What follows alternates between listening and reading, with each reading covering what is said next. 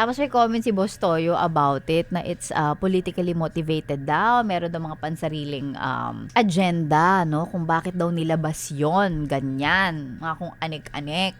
Yung yung sinasabi ni Boss Toyo na politically motivated daw. O yan, yung isa sa mga sinasabi ni... Recently kasi si Cara Davido, napanood ko, hindi ko napanood yung pinakabuong video or documentary ni Cara David, pero dumaan sa feed ko na parang may isang area na supposedly ito ay pag-aari or lugar, no, ng mga katutubo natin dun sa area. Sambales ba?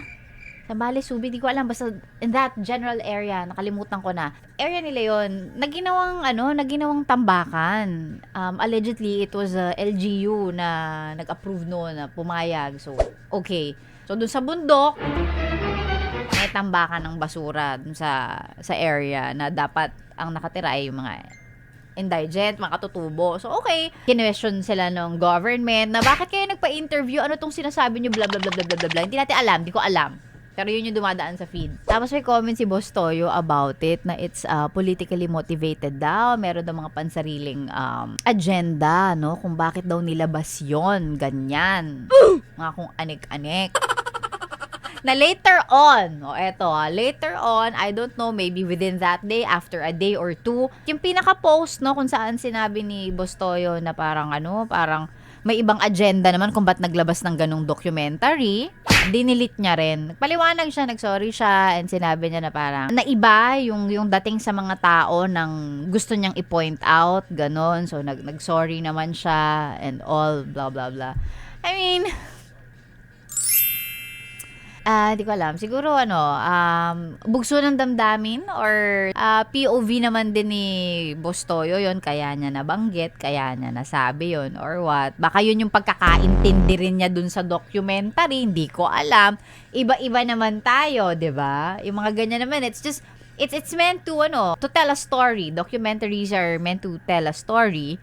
And kung paano natin siya ma-absorb, depende sa kung paano yung takbo ng ating utak sa oras, no, na pinanood natin yon. So, baka yun yung pagkakaintindi niya. Hindi naman natin pwedeng i-invalidate. Yun yung nasa isip niya. So, okay, sige. But I guess, ang lesson lang dun, bago ka talaga magsasabi ng kahit anong statement or what, panoorin mong mabuti.